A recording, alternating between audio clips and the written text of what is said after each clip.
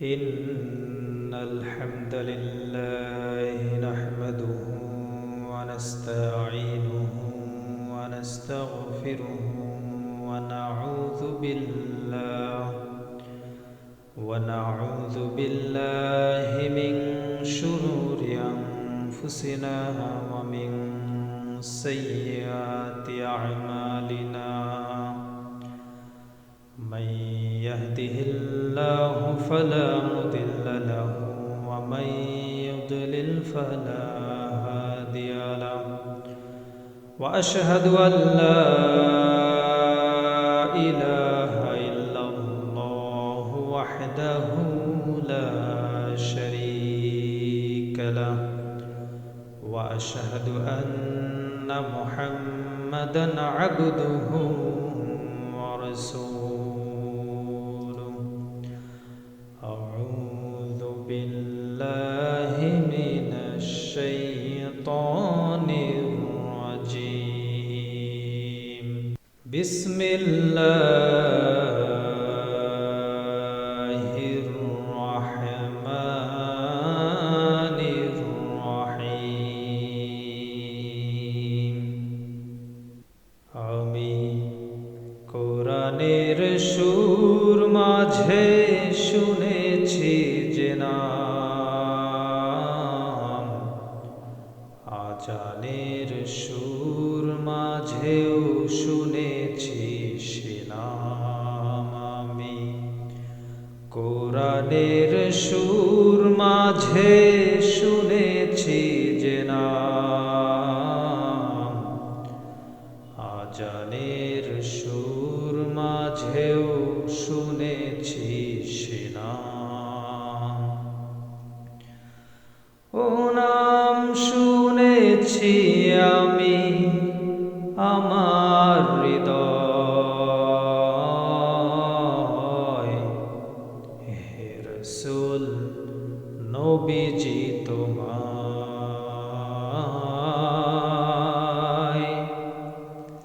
হে রাসূল নবীজি তোমায় আমি কোরআনের সুর মাঝে শুনেছি যে নাম আজানের সুর মাঝেও শুনেছি সে নাম ও নামে এত জাদু এত মধুময় ও নাম নিয়েই ফুল সুরভি ছড়ায় ও নামে এত জাদু এত মধুময় ও নাম নিয়েই ফুল সুরভি ছড়ায় ও নামের সুর তুলে শুধু আমি চাই হে রাসূল নবীজি তোমায় হে রাসূল নবীজি তোমায় আসসালামু আলাইকুম ওয়া রাহমাতুল্লাহি ওয়া বারাকাতুহু সম্মানিত দর্শক শ্রোতা আশা করি আল্লাহর রহমত আপনারা সকলেই ভালো আছেন এবং সুস্থ আছেন আজকে আমরা এই ভিডিওতে আমরা কোরআনে বর্ণিত 10টি প্রসিদ্ধ ফলমূলের কথা জানব যা মানব সভ্যতার জন্য বিশেষ গুরুত্বপূর্ণ প্রিয় দর্শক প্রতিটি ফলমূলের পেছনের গল্প তার পুষ্টিগুণ এবং আধ্যাত্মিক গুরুত্ব তুলে ধরা হবে আপনি যে ফলগুলো সম্পর্কে জানেন সেগুলোর সাথে নতুন কিছু শেখার সুযোগ পাবেন আসুন ফলের মধুর জগতে ভ্রমণ করি এবং কোরআনের শিক্ষাগুলোর প্রতি আরও গভীরভাবে নজর দেই। প্রিয় দর্শক, কোরআনে বর্ণিত হয়েছে প্রসিদ্ধ 10টি ফলমূল সম্পর্কে। গাছপালা এবং উদ্ভিদ মহান আল্লাহর সৃষ্টির অপূর্ব নিদর্শন। আল্লাহ রাব্বুল আলামিনের সৃষ্টি অপূর্ব সুন্দরময়। এই প্রসিদ্ধ যে গাছপালা রয়েছে, এই নিদর্শন সম্পর্কে কোরআন ও হাদিসে বিভিন্ন গাছপালা, ফলমূল ও শাকসবজির নাম উল্লেখ করা হয়েছে, যা শুধু খাদ্য বা ওষুধ হিসেবেই নয়, বরং মানুষের জন্য উপদেশ, উপমা ও জীবনের গুরুত্বপূর্ণ দিক নির্দেশনা প্রদান করেছে।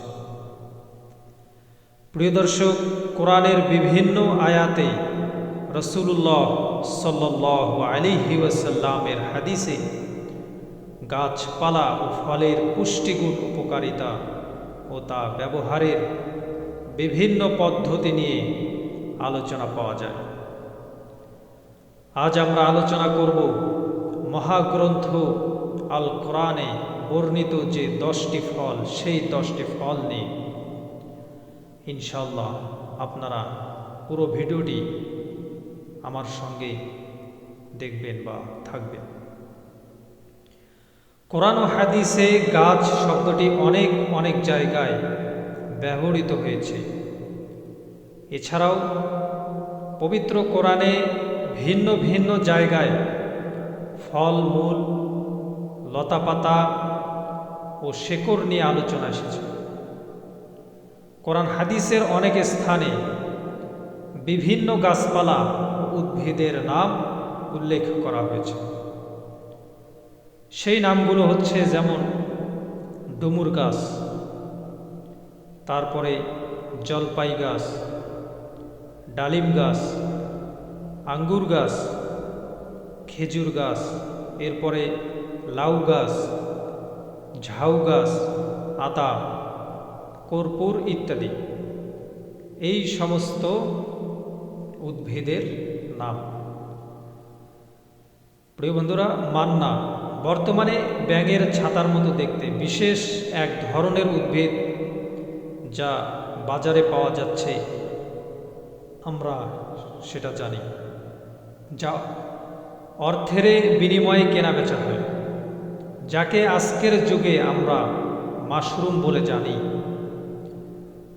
মান্না ব্যাঙের ছাতার অন্তর্গত এবং ওর পানি চোখের রোগের মহৌষধ। এ বিষয়ে আল্লাহ রাব্বুল আলামিন কোরআনে বলেন, তোমাদের জন্য মান্না ওয়া সালওয়া প্রেরণ করেছি। সূরা বাকারা। ইমাম তিরমিজির বর্ণনায় মান্না বলতে মাশরুম বোঝানো হয়। এটি চোখের রোগ নিরাময়ে উপকারী। এটি জান্নাতি ফল। আল্লাহ বনি ইসরাইলকে এ ফল জান্নাত থেকে প্রেরণ করেছিলেন। খেজুর সম্পর্কে আমরা অনেকেই জানি।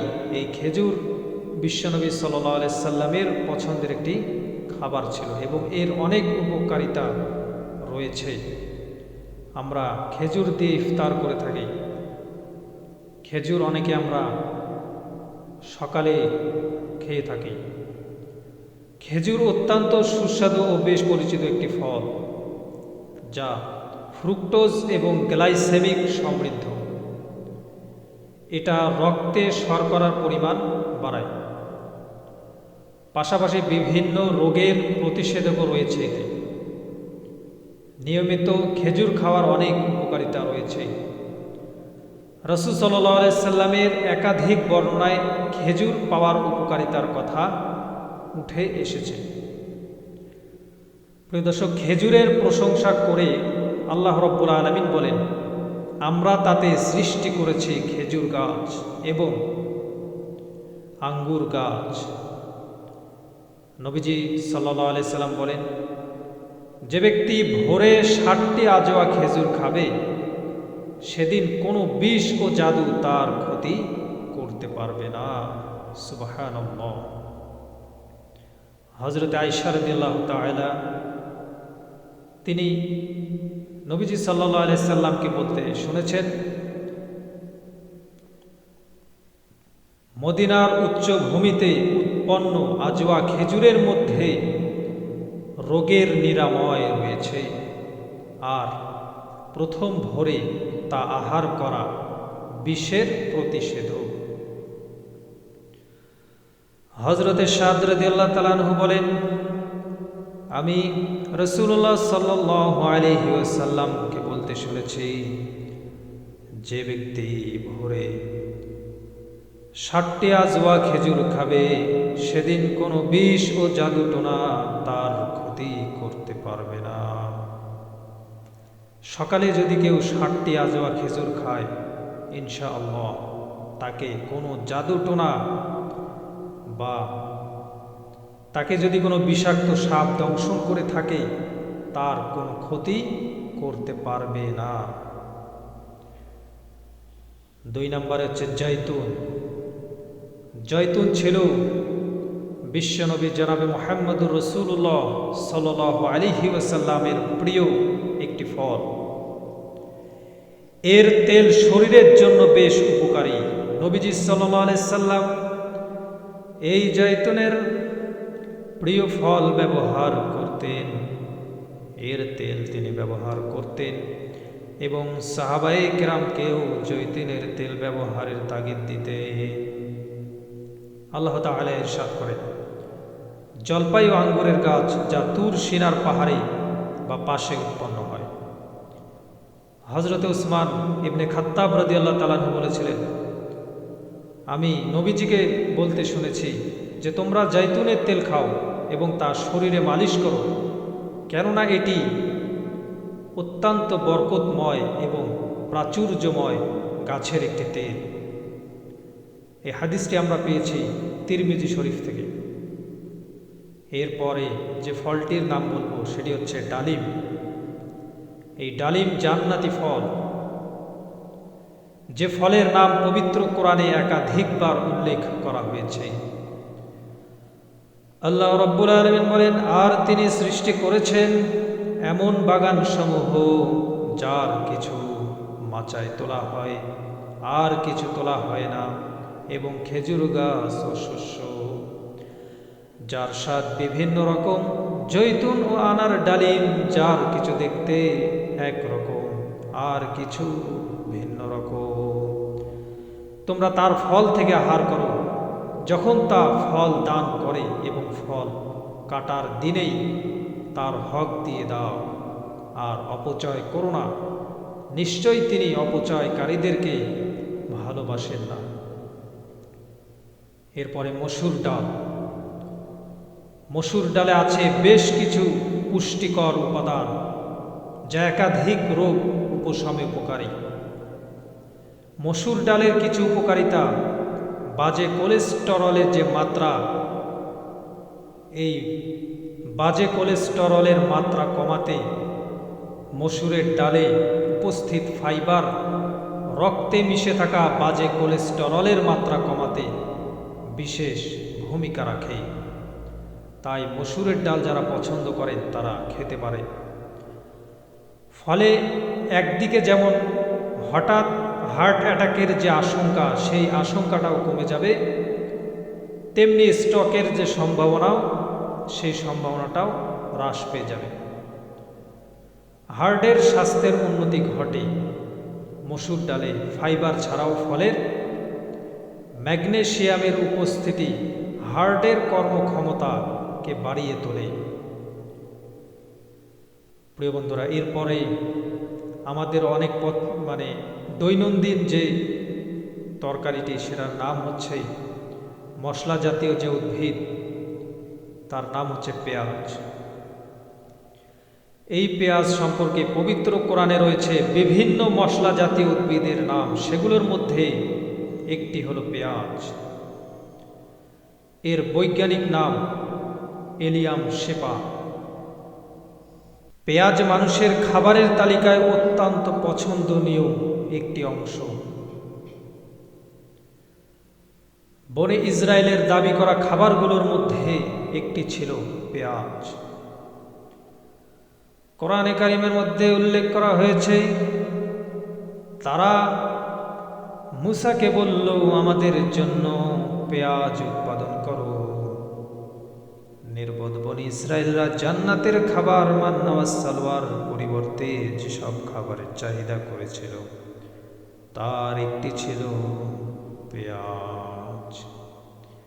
পবিত্র কোরআনে ইরশাদ হয়েছে, যখন তোমরা বলেছিলে, হে মূসা, আমরা এ ধরনের খাদ্যে কখনো ধৈর্য ধারণ করব না, সুতরাং তুমি তোমার প্রতিপালকের কাছে আমাদের জন্য প্রার্থনা করো, তিনি যেন ভূমিজাত দ্রব্য, শাক সবজি, কাকুর, গম, মসুর ও পেঁয়াজ আমাদের জন্য উৎপাদন করেন।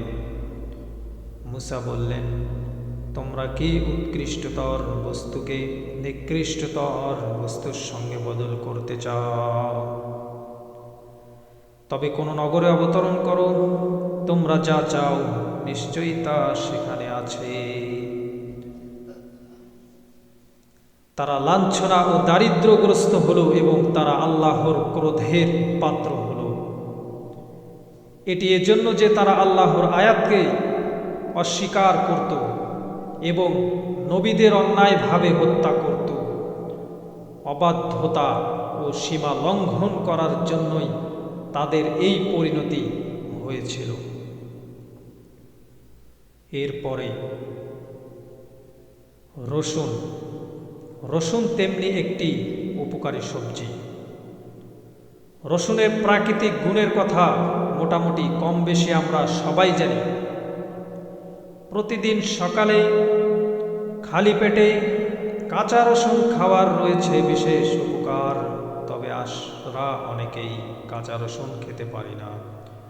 রসুনে রয়েছে বিশেষ এক ধরনের ঝাঁজ, যার ফলে খালি পেটে কাঁচা রসুন খাওয়াটা বেশ কষ্টকর। কিন্তু আপনি জানলে অবাক হবেন, রসুন একটি শক্তিশালী অ্যান্টিবায়োটিকের কাজ করে। গবেষকদের মত, খালি পেটে রসুন গ্রহণ হাইপার টেনশন, স্ট্রোক কমাতে সহায়তা করে। পেটে হজমের সমস্যা থাকলে তাও দূর করে। এছাড়া এটি স্ট্রোক থেকে পেটে গ্যাসের যে সমস্যা, সেই সমস্যাগুলোকে দূর করে। পেটের অন্যান্য গণ্ডগোলজনিত অসুখ যেমন ডায়রিয়া সারাতে, শরীরের রক্ত পরিশুদ্ধ কারণে ও লিভারের ফাংশন ভালো রাখতে ভূমিকা রাখে। এরপরে আমরা জানব শশা। স্বাস্থ্যকর ডায়েটের কথা ভাবলেই প্রথমে আসে সালাতের কথা। আর সালাদের অন্যতম উপাদান হলো শশা। সালাদে এমন অনেক উপাদান রয়েছে যা পুষ্টিতে ভরপুর। ওজন কমানো ছাড়াও শশার আরও অনেক ভালো গুণ আছে। তা চলুন আমরা জানবো আজকে শাক, যে শশার উপকারিতা সম্পর্কে। শশার নাম কোরআনে বনি ইসরায়েলের কথার সঙ্গে উল্লেখিত। তোমাদের জন্য শস্য উৎপাদন করো, শরীরকে হাইড্রেট রাখো। শশায় বেশিরভাগ রয়েছে পানি, যা শরীরকে হাইড্রেট করতে সাহায্য করে এবং দীর্ঘ সময় যাবৎ হাইড্রেট থাকে, কোষ্ঠকাঠিন্য দূর করে। শশার প্রচুর ফাইবার রয়েছে যা কোষ্ঠকাঠিন্যতা দূর করতে সাহায্য করে। এতে করে পেট পরিষ্কার থাকে।